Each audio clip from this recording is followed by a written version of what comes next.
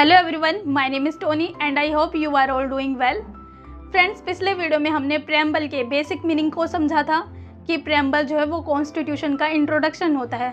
और आज के इस वीडियो में हम प्रेम्बल के 5 इम्पॉर्टेंट कीवर्ड्स को समझने वाले हैं, जिसका नाम है sovereign, socialist, secular, democratic and Republic.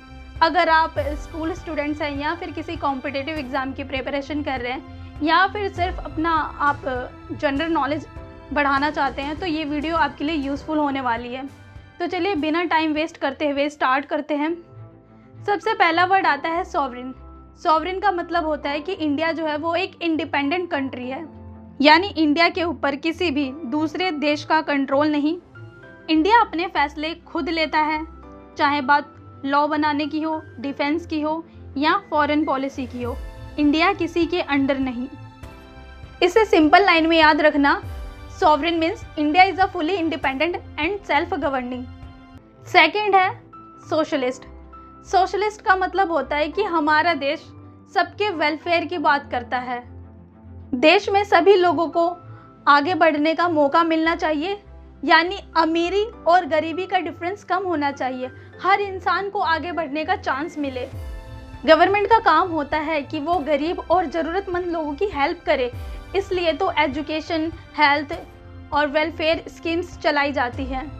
Simple line में याद रखना, socialist means equal opportunities and social justice for everyone.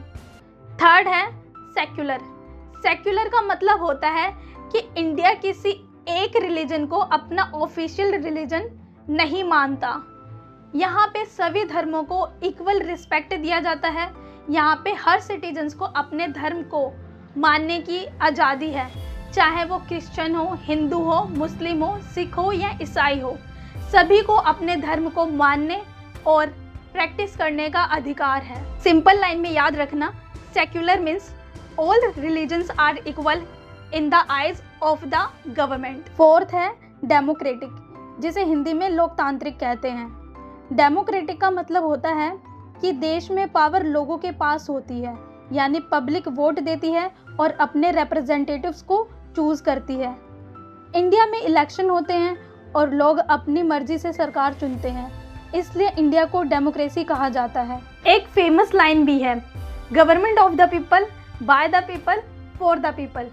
या इसका मतलब है कि जनता का, जनता के द्वारा और जनता के लिए शासन। सबसे पहले हम समझते हैं गवर्नमेंट ऑफ द पीपल, यानी जनता का शासन, जिसका मतलब होता है कि सरकार की असली ताकत जनता होती है, यानी देश की सबसे बड़ी शक्ति लोग होते हैं, कोई राजा या तानाशाह नहीं। इसे सिंपल समझो, सरकार जनता से पावर लेती है, इसलिए जनता ही देश की मालिक होती है। इसका मतलब है कि सरकार जनता की होती है। नेक्स्ट है गवर्नमेंट बाय द पीपल, यानी जनता के द्वारा शासन। इसका मतलब समझो कि जनता ही वोट देकर अपने लीडर्स खुद चुनती है, चाहे वो MP, MLA, CM या PM हो। ये डायरेक्टली या इनडायरेक्टली जनता के ही वोट से आते हैं। इसका मतलब ये हुआ कि सरकार जनता ही बनाती है। अब बात करते हैं गवर्नमेंट फॉर द पीपल, यानी जनता के लिए शासन। अब इसका मतलब समझो कि सरकार जो है वो जनता के भले के लिए काम करती है, जैसे सड़क बनाना, स्कूल बनाना, अस्पताल बनाना, सुरक्षा देना, न्याय देना, सबको बराबरी देना। इसका मतलब ये हुआ कि सरकार जो है वो जनता की सेवा के लिए होती है, यानी देश का असली मालिक जनता है। अब इसे सिंपल लाइन में समझो, लोकतंत्र में सरकार जनता की होती है, जनता के द्वारा चुनी जाती है और ये जनता के हित के लिए काम करती है। फिफ्थ है रिपब्लिक। रिपब्लिक का मतलब होता है देश का हेड ऑफ स्टेट इलेक्टेड होता है, ना कि हेरिडिटरी। हेरिडिटरी का मतलब होता है किंग या क्वीन से, जो देश के हेड फैमिली से ऑटोमेटिकली बनते हैं, पर इंडिया में ऐसा नहीं है। इंडिया में देश का हेड इलेक्शन के द्वारा चुने जाते हैं। अब इसे सिंपल तरीके से समझो, इंडिया में कोई राजा या महाराजा रूल नहीं करता। इंडिया का प्रेसिडेंट इलेक्टेड होता है।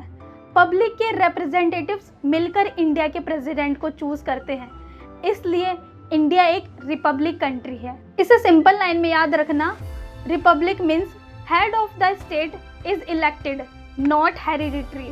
फ्रेंड्स, प्रेम्बल के ये 5 कीवर्ड्स हमें इंडिया की आइडेंटिटी समझाते हैं, इसलिए इसे समझना बहुत ज़रूरी है क्योंकि ये हमें बताता है कि हमारा भारत किस प्रकार का देश है। चलिए फिर मिलते हैं नेक्स्ट वीडियो में, जहां हम समझेंगे प्रेम्बल में जस्टिस, लिबर्टी, इक्वालिटी और फ्रेटर्निटी का क्या एग्जैक्ट मतलब होता है और ये एग्ज़ाम के लिए इतना इम्पोर्टेंट क्यों है।